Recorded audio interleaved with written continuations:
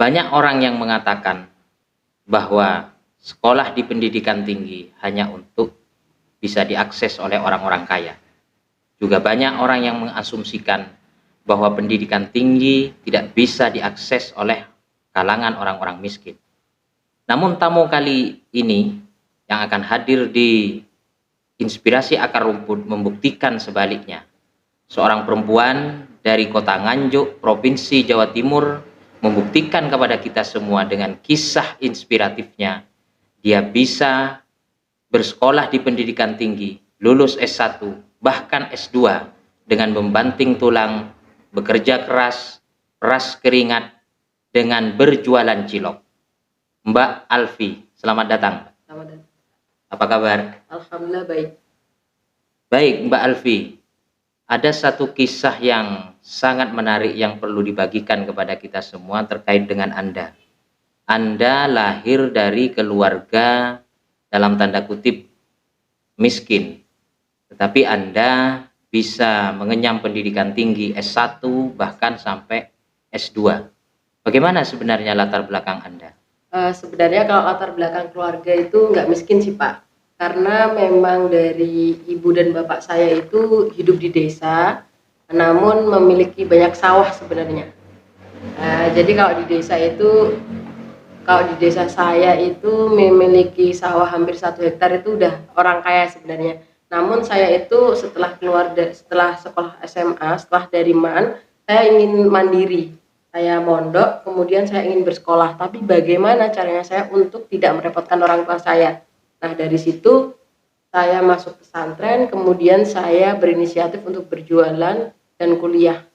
Karena kalau jualan kan saya bisa ambil waktu kapan aja kerjanya tuh Pak. Terus nanti saya sambil kuliah. Sebenarnya kayak gitu.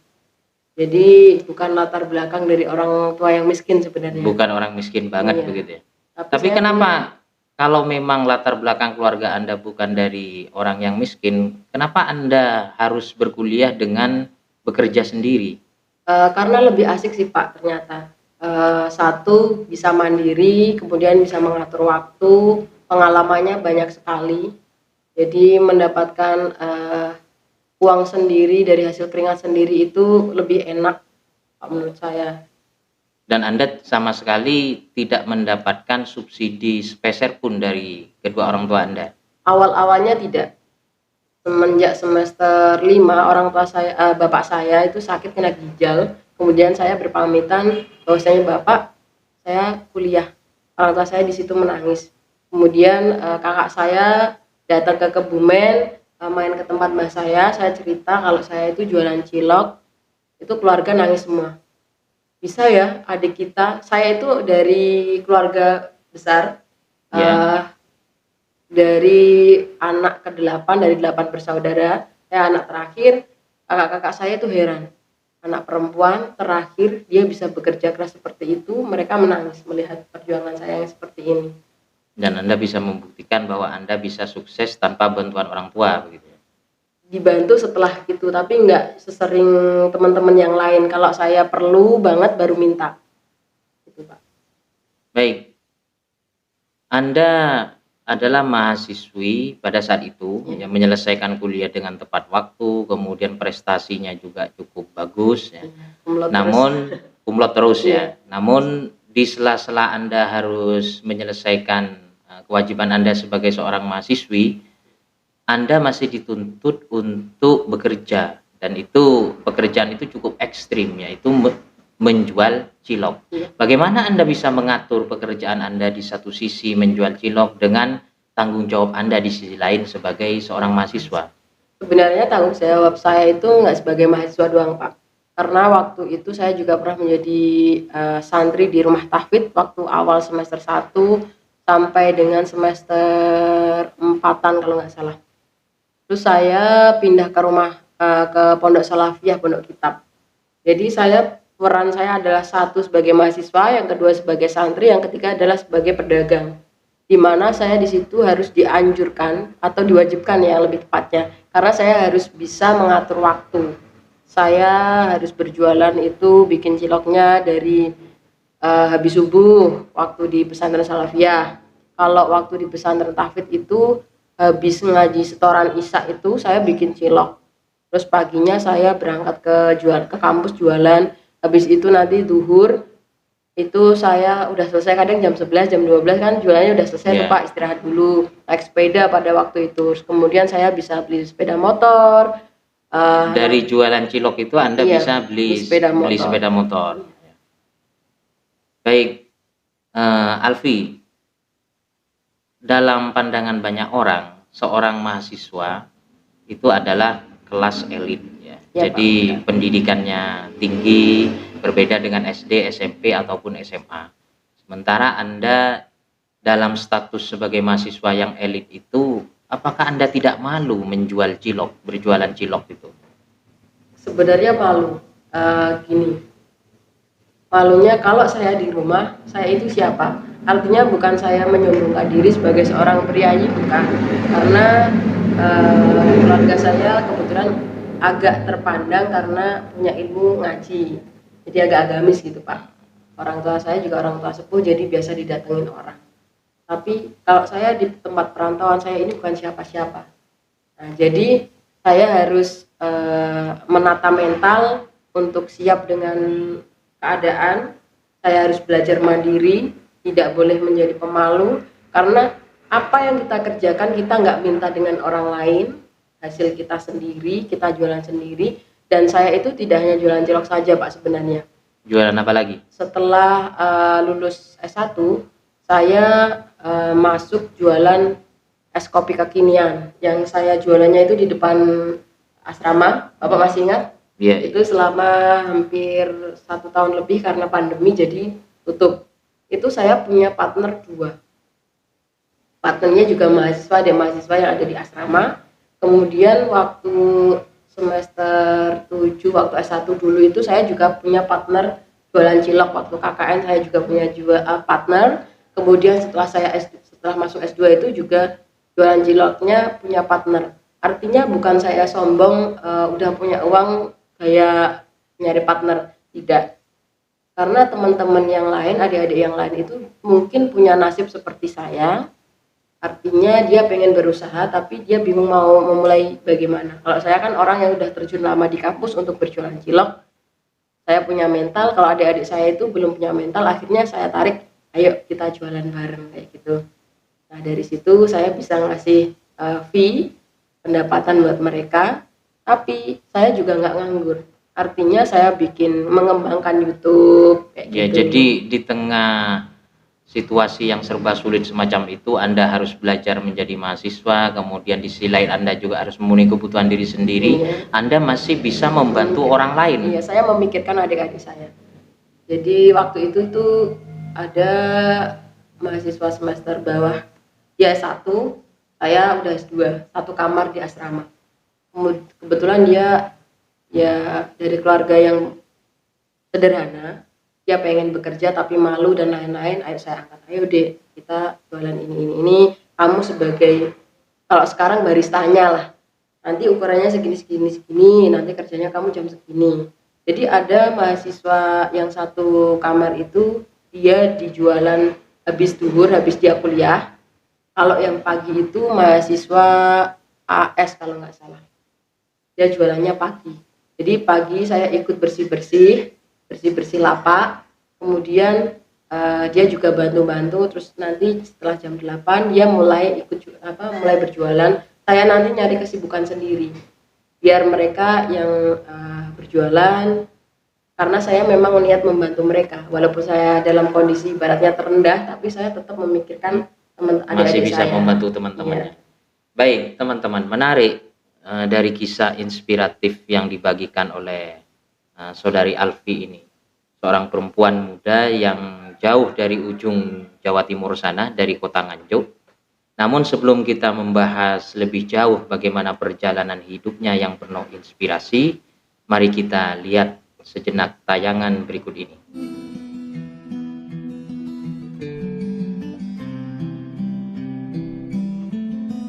Nama saya Alvini Sorosida, biasa dipanggil Alfi. Saya mahasiswa berjualan cilok di parkiran kampus. Saya berjualan sejak semester 2 dan sekarang saya sudah wisuda S1 dan sekarang saya kuliah di S2 di Pascasarjana Institut Agama Islam Nahdlatul Ulama semester 1.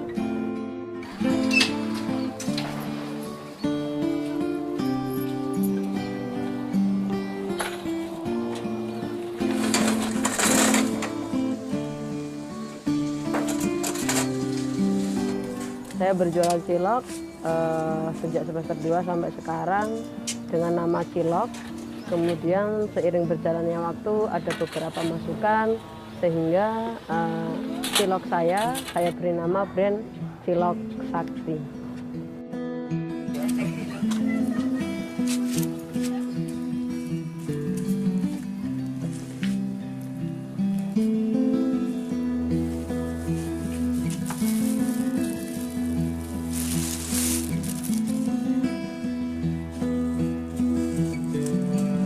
Kenapa dinamakan Cilok Sakti? Ada beberapa perbedaan dengan cilok-cilok lain. Kesaktian dari cilok saya adalah di mana cilok saya itu tidak mengandung borak, tidak mengandung pemutih, dan tidak mengandung pengenyal. Ya itulah kesaktian dari cilok yang saya buat.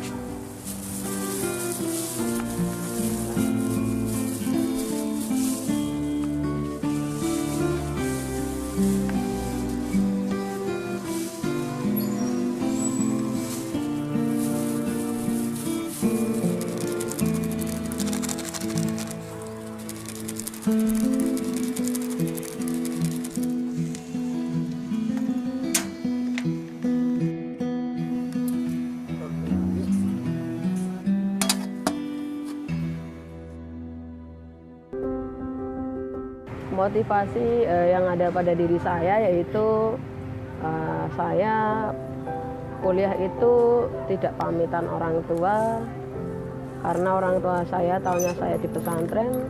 Kemudian saya ingin melaksanakan pendidikan, melanjutkan pendidikan, sehingga bagaimana caranya saya itu bisa di pesantren juga bisa melanjutkan pendidikan yang lebih tinggi dengan keahlian yang saya miliki.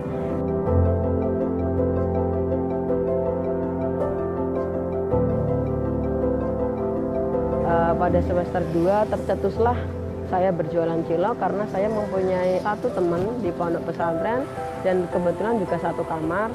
Saya beberapa kali curhat, "Mbak, saya ini pengen usaha tapi saya nggak tahu usahanya apa karena saya tidak punya modal, bahkan saya tidak punya keahlian saya hanya di dagang, tapi nggak tahu saya mau dagang apa." Kemudian teman saya memberi jalan, memberi pertolongan. Kemudian saya ditawari, "Ayo kita bikin cilok," karena kebetulan bapaknya itu adalah pengusaha cilok dan bapaknya itu juga sudah masuk beberapa televisi di Indonesia karena berkat cilok beliau akan berangkat haji. Nah, jadi salah satu motivasi saya itu adalah karena saya ingin melanjutkan ke pendidikan yang lebih tinggi.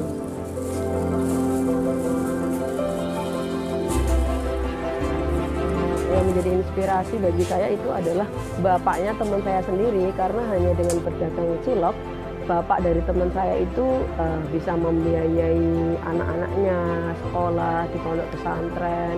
Kemudian beliau rajin sedekah, kemudian beliaunya sendiri juga setiap hari itu bisa menyisihkan uang hasil dagangannya ditabungkan ke PMT gitu untuk kebutuhan hidupnya, untuk menghidupi keluarganya. Dan kemudian dengan berjualan itu beliau juga memberi lapangan pekerjaan bagi para tetangga. Kemudian banyak juga dari tetangganya itu yang hanya membantu, kemudian beliau gaji, dan ternyata banyak juga yang ikut berjualan cilok juga.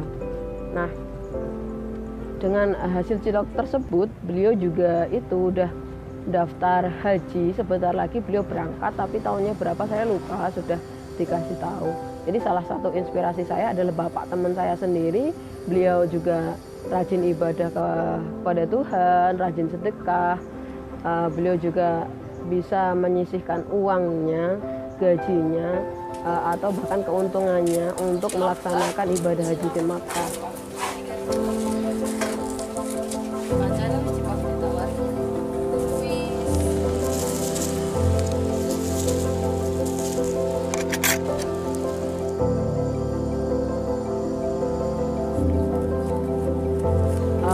modal cilok saya itu lumayan banyak, sekitar 1 jutaan. 450.000 itu gerobaknya, gerobak hijau kecil yang biasa ada di kantor saya. Kalau saya menamainya itu kantor, karena suatu saat pasti saya akan punya kantor, itu adalah doa bagi saya. Nah, kalau 50.000-nya itu pancinya, jadi total panci sama gerobak saya itu 500.000. Kemudian gas itu awal-awalnya saya pinjem dari Mbah Nyai, karena di pondok itu kebetulan ada Mbah Nyai yang punya tabung gas yang kebetulan tidak dipakai, jadi dipinjamkan ke saya. Terus untuk kompor regulator itu kebetulan saya punya Mbah, jadi saya punya Mbah saya yang tidak terpakai itu saya fungsikan, saya gunakan untuk berjualan.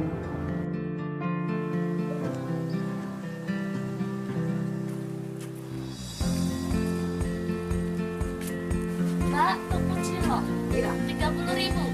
Sikit di mana kene anak orang bapak? Sikit 5.000 wae.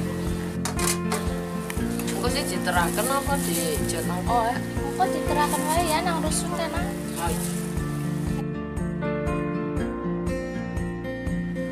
Terus kecap, Mbak? Ya.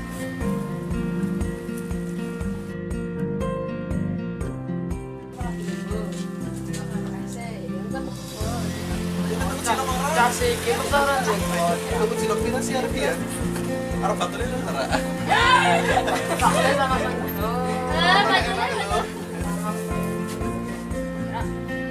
Jawa Timur ya. Dia makan ciloknya ini enak loh ciloknya. Itu biasa mbak. Itu cilok itu mbak. Oh iya pandai-pandai makan ya. Ciloknya enak ya berarti kan. Bahkan rasa betul makan apa? Baik, teman-teman sekalian, menarik kita untuk melanjutkan pembahasan kita terkait perjalanan hidup dari seorang perempuan yang penuh inspiratif dari kota Nganjuk, Jawa Timur, yang pada kesempatan ini membagikan kisah hidupnya kepada kita dari situasi yang sangat sulit, dari situasi ekonomi yang serba sulit, namun dia bisa menyelesaikan pendidikan S1 bahkan S2 dengan curahan keringat dirinya sendiri. Baik, Mbak Alfi, kalau membiayai pendidikan S1 ini kan harganya juga tidak terlalu mahal sehingga Anda bisa memenuhi itu semua dari jualan cilok. Tapi Anda ini kan sekarang sudah lulus S2 dan pendidikan tinggi S2 itu kan tidak murah-murah amat. Bagaimana Anda bisa menutupi itu? Kebetulan itu S2-nya dapat beasiswa 50% dari kampus Pak, dari perguruan tinggi. Nah, selebihnya ya saya menyisihkan sedikit uang yang saya punya untuk memenuhi kebutuhan saya sehari-hari untuk membiayai pendidikan itu Pak. Ya, jadi Anda selain bisa memenuhi sebagian biaya pendidikan S2, Anda juga mendapatkan beasiswa. Iya Pak. Kenapa Anda bisa mendapatkan beasiswa itu? Karena program dari kampus Pak, waktu itu ada program beasiswa 50%, jadi saya langsung daftar. Apakah Anda mendapatkan beasiswa itu karena Anda miskin atau karena Anda berprestasi? Sejujurnya ya, yang jelas ya berprestasi. Karena memang kampus kita kan tidak mengadakan beasiswa untuk miskin, mohon maaf. Jadi karena Anda prestasi, Anda rajin belajar, kemudian hasil dari prestasi Anda ini kemudian dihargai oleh kampus sehingga mendapatkan beasiswa 50%. Ya. Dan Anda sekarang sudah lulus S2. Nah, baik, menarik. Dari cerita-cerita tentang kisah hidup Anda lewat media sosial yang sempat kita baca, Anda juga masih berencana untuk melanjutkan studi program S3 ya? Iya Pak, saya tuh pengen banget. Waktu saya masih menjadi mahasiswa S2 itu di semester 1 kalau nggak salah, saya itu ikut program Turki Buslaro, beasiswa dari Turki.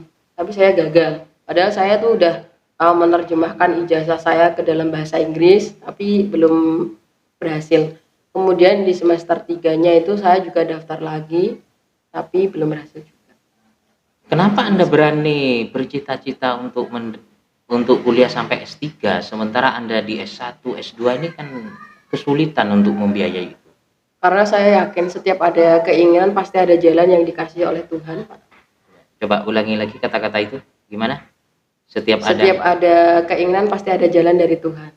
Jadi Anda yakin kalau Anda berusaha keras, maka Anda akan mendapatkan jalan untuk mendapatkan beasiswa S3, begitu Iya. ya. Apalagi itu keinginannya untuk melanjutkan pendidikan. Saya yakin dari manapun pasti ada rezeki.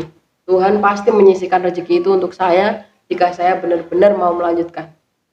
Dan itu sudah Anda buktikan dari S1, S1, S2 itu ya. Ya. Baik, kemudian untuk berjualan cilok membiayai studi Anda, dari mana Anda mendapatkan modal itu? Tadi Anda kan mengatakan sama sekali tidak mendapatkan subsidi atau kiriman uang dari orang tua. Dari mana Anda mendapatkan itu? Saya waktu mondok di pesantren tahfidz itu punya teman namanya Mbak Karimah. Rumahnya Kebumen Kalijirek, kecamatannya masih Kebumen yang ujung Pak, ujung timur. Nah, itu dia punya bapak namanya Pak Mudakir. Beliau itu berjualan cilok di depan Alfamart Mertokondo, Pak. Bapak-bapak yang sepuh yang naik sepeda itu speed ya. Bapaknya itu jualan cilok. Jadi dari sore sampai malam itu lakunya banyak banget. Pelanggannya mobil-mobil, orang-orang gede lah bahasanya kita ya Pak, pada beli cilok itu. Nah, saya itu kalau bahasanya kita sambat. Mbak, ini gimana ya, saya pengen kuliah, saya tapi nggak mau ngerepotin orang tua saya, pengen taunya tuh tahu-tahu dulu saja gitu. Tapi saya modal dari mana, pengen kerja apa, enaknya apa ya Mbak? Akhirnya jualan. Terus jadi semua modal itu saya dimodalin oleh Pak Mudakir itu, bapaknya teman saya. Nah, kemudian saya dikenalkan tuh sama bapaknya. Bapaknya, oh ini sepertinya anak yang berteman. Artinya teman di sini tuh anak yang jujur dan benar-benar ingin berjualan, benar-benar gigih, bertanggung jawab gitu kan, bahasa sini teman kita kan kayak gitu ya Pak. Baik. Nah dari situ saya dimodalin itu untuk gerobak sama pancinya aja itu waktu dulu itu 500.000. Terus kemudian tepung dan lain-lain itu saya disuruh ambil dari tempat beliau, karena selain beliau berjualan cilok di rumahnya itu ibunya teman saya itu, istrinya Pak Mudakir itu jualan peracangan Pak, jualan toko kecil lah di rumahnya. Nah waktu awal-awal semester pertama itu saya juga bayar apa gitu, dulu juga masih masih dipinjemin sama Pak Mudakir itu, bapaknya teman saya itu Pak. Jadi memang benar-benar dari nol. Terus kemudian untuk saya mengembalikan uangnya itu, setiap hari saya jualan itu menyisihkan uang 20.000, 10.000. Saya titipkan ke anaknya Mbak Karimah itu yang satu pondok dengan saya. Nanti kalau udah ngumpul 300 atau berapa ratus, baru saya kasihkan ke bapaknya. Itu sampai berapa juta gitu, kalau nggak salah dulu tuh 1.200.000. Karena waktu itu kan ada ospek, suruh bayar apa, suruh bawa apa-apa gitu kan Pak, kalau mahasiswa awal tuh. Nah saya tuh memang benar-benar nggak punya uang, jadi dari situ dulu awalnya. Baik, tadi Anda mengatakan mendapatkan hasil dan disisihkan 10.000, 20.000. Itu kalau boleh tahu, dalam setiap jualan cilok itu untuk biaya studi Anda, setiap harinya Anda mendapatkan hasil berapa? Tergantung berapa kilo saya berjualan Pak. Kalau awal-awal itu paling 2 kilo, nanti bisa ngumpulin berapa gitu, nggak banyak sih Pak. Terus waktu udah naik semester, semakin banyak yang kenal, semakin banyak peminatnya, jadi naik 3 kilo, 4 kilo, sampai beberapa kilo lah. Nanti saya takutnya sombong. Tapi apa yang saya dapatkan itu di luar nalar Pak. Artinya gini, misalkan cilok itu 1 kilo kalau untuk dijual 500-an biasanya dapat 80 biji. Kalau 80 biji dikalikan 500 itu kan secara otomatis, secara matematikanya kita, logika sebagai manusia adalah 40.000. Tapi matematikanya Tuhan itu berbeda Pak. Jadi kadang 1 kilo itu bisa jadi uang 40.000, tapi dikasih Tuhan itu 45.000, 50.000. Padahal orang beli dengan uang sesuai dengan jumlah cilok yang dibeli. Tapi uang yang saya terima itu biasanya lebih, Pak. Itu dari awal sampai saya Dari mana itu kira-kira terakhir lebihnya jualan itu? cilok. Kayaknya dari Tuhan, dari Allah Subhanahu wa taala, Pak. Saya Jadi meyakini itu. ada aja penyebabnya yang menyebabkan Anda mendapatkan hasil Uang itu lebih bertambah. banyak daripada Iya. hitung-hitungannya ya. Iya. Apalagi semakin kesini dari semester 5 ke atas lah, udah banyak kenal sama teman-teman kan ya Pak.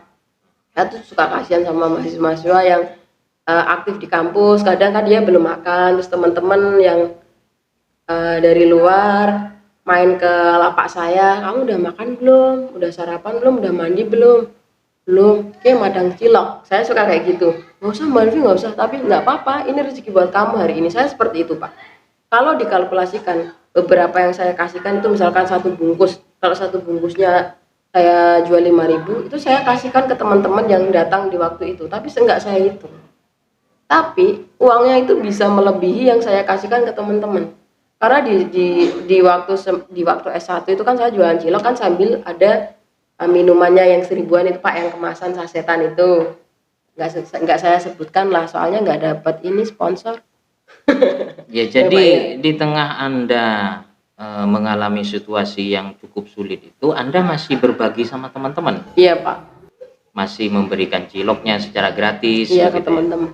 Baik, Alfi, ada orang yang mengatakan bahwa salah satu syarat untuk meraih kesuksesan selama menjadi mahasiswa itu adalah katanya tidak pacaran. Anda sepakat dengan pernyataan ini? Saya sepakat Pak, karena memang saya selama menjadi mahasiswa dekat dengan teman laki-laki itu nggak apa-apa, tapi kita tidak pacaran dan nggak neko-neko lah Pak. Karena teman laki-laki kita butuhkan seperti kita anggap kakang sendiri, adik sendiri, karena kan kita perempuan ya Pak, kalau main kemana-mana atau kalau ada kesibukan apa kita nggak bisa minta tolongnya sama teman-teman cowok. Memang saya selama ini nggak pernah pacaran. Memang nggak pernah pacaran. Lalu fokus Anda selama studi menjadi mahasiswa itu apa kalau memang nggak pernah pacaran sama sekali? Hanya belajar saja begitu? Hanya belajar sama gimana caranya saya besok mendapatkan uang lagi, karena kebutuhan saya kan setiap hari Pak. Setiap hari keluar, dan setiap hari itu ada pemasukan dan ada pengeluaran yang tak terduga. Contohnya ada iuran, kan kalau kuliah kan ada iuran, kemudian ada fotokopi, tugas dan lain-lain, itu kan jelas membutuhkan biaya. Oke lah, kalau kita membayar uang semester SPP itu nggak terlalu banyak di kita. Cuman kebutuhan tugas itu kan banyak kan Pak, belum kebutuhan sehari-harinya juga. Terus nanti kalau ada teman yang sakit kan kita iuran juga tuh Pak. Terus tiap minggu kan kalau di kelas kan pasti ada iuran juga dan lain-lain. Ada teman-teman kondangan nikahan atau teman-teman habis lahiran, kan kita sebagai teman kan juga ini Kak, kondangan ya Pak, bahasanya gini mui ya kalau bahasa sini. Terus nanti juga kalau ada teman yang sakit kita juga ngunjungin. Kalau saya itu jadi anak itu entengan Pak, artinya kalau hal positif kemudian itu silaturahim dan kekeluargaan, saya pasti hadir terdepan, jadi garda terdepan di kelas. Jadi saya tukang ngoprak-ngoprak teman-teman juga kalau si A sakit, si B mau nikah, si C ini itu. Nah, jadi mungkin rezeki saya itu dimudahkan oleh Tuhan karena saya seperti itu, orangnya entengan, humble enakan gitu sama Ya, teman-teman. luar biasa ya. Satu lagi Alfi, Iya. aktivitas Anda selama menjadi mahasiswa juga diselingi dengan menjualan cilok itu. Apakah keluarga Anda di Jawa Timur sana tahu bahwa Anda ini juga berjualan cilok untuk memenuhi kebutuhannya? Tahu Pak, semester 5. Jadi pas semester 5 itu kan bapak saya sakit, jadi saya ceritain kalau saya itu jualan cilok. Jadi keluarga saya pada nangis semua tuh, heran. Si anak ini bisa jualan, karena kan saya lahir dari keluarga besar, dari 8 bersaudara, dan saya itu anak yang ke-8, anak terakhir. Mereka jelas kagum, bangga, tapi mereka tidak menunjukkan rasa itu. Jadi tetap di bangganya mereka itu didoakan, nggak diunggul-unggulkan gitu loh Pak. Yang membuat saya, oh kasih sayang keluarga saya itu seperti ini. Oh gitu ya, baik. Lalu Alfi, apa cita-cita dalam hidup Anda? Cita-cita kalau saat ini sih cita-cita yang gimana nih Pak, dalam pekerjaan atau Di dalam pekerjaan, dalam karir dan lain sebagainya yang masih menjadi ambisi serius yang masih akan dicapai. pengennya sih jadi dosen, Pak. Karena saya ingin membagikan ilmu saya, kemudian saya ingin membagikan kisah hidup saya untuk memotivasi teman-teman semua bahwasanya kalau kita ingin melanjutkan pendidikan tinggi atau apapun itu harus dengan usaha yang gigih, nggak boleh malas-malasan kayak gitu loh Pak. Ingin kayak ya jadi motivator juga dalam ini apa, anak-anak zaman sekarang tuh kan sukanya yang instan tuh Pak. Saya tuh nggak suka. Kalau memang teman-teman semua itu pengen sukses misalnya, ya kita harus bekerja keras dulu. Kalau teman-teman ingin mencapai si A, ya kita harus mencapai kerjaan dulu lah biar bisa nyampe ke A, ke B kayak gitu. Baik, Alfi, di usia Anda yang masih relatif muda, banyak anak yang seusia Anda tidak mengalami nasib yang sama dengan Anda. Mereka ingin mengenyam pendidikan sampai pendidikan tinggi, tapi karena faktor situasi dan kondisi, akhirnya mereka tidak bisa menggapai impian itu. Apa kira-kira pesan yang bisa Anda sampaikan kepada mereka yang menonton acara ini?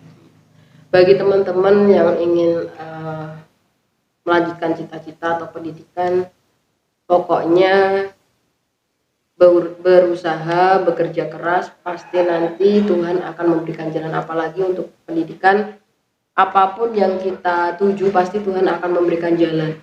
Karena Tuhan sudah mengatakan bahwasanya siapapun umatku yang ingin melanjutkan pendidikan, entah itu agama apapun ya, karena kita kan hidup di Indonesia, entah itu belajar apapun pasti Tuhan akan memberikan jalan. Karena gini Pak, saya itu kan juga punya kegiatan selain jadi mahasiswa kan pernah jadi volunteer di rumah inklusif. Kita main bersama teman-teman inklusif. Kemudian saya juga ikut komunitas Gus Durian di mana saya berteman dengan teman-teman yang lain agama juga. Nah dari situ saya juga belajar. Jadi ya kayak gitu Pak kehidupan saya. Ya, jadi sesuatu yang bisa dipelajari itu, dengan kata lain Anda ingin mengatakan bahwa tidak hanya di satu tempat ya, tidak hanya di satu agama tapi juga di agama lain, tidak hanya di satu komunitas tapi juga komunitas lainnya. Baik, luar biasa. Teman-teman, hari ini kita belajar dari seorang perempuan muda dari kota Nganjuk, Provinsi Jawa Timur, tentang arti sebuah perjuangan. Di tengah situasi yang serba sulit, di tengah situasi yang terpuruk, seorang Alfi masih bisa menggapai cita-citanya, menyelesaikan pendidikan S1 dan selesai juga pendidikan S2-nya. Bahkan sebagaimana yang sudah kita dengarkan bersama tadi, Alfi masih bercita-cita untuk melanjutkan pendidikan S3-nya. Kita doakan semoga apa yang dicita-citakan tercapai dan kisah hidupnya yang dibagikan kepada kita semua bisa memberikan motivasi kepada kita semua untuk selalu bangkit dan menatap masa depan yang lebih cerah. Demikian dari kami, kita berjumpa lagi di kesempatan-kesempatan berikutnya. Terima kasih.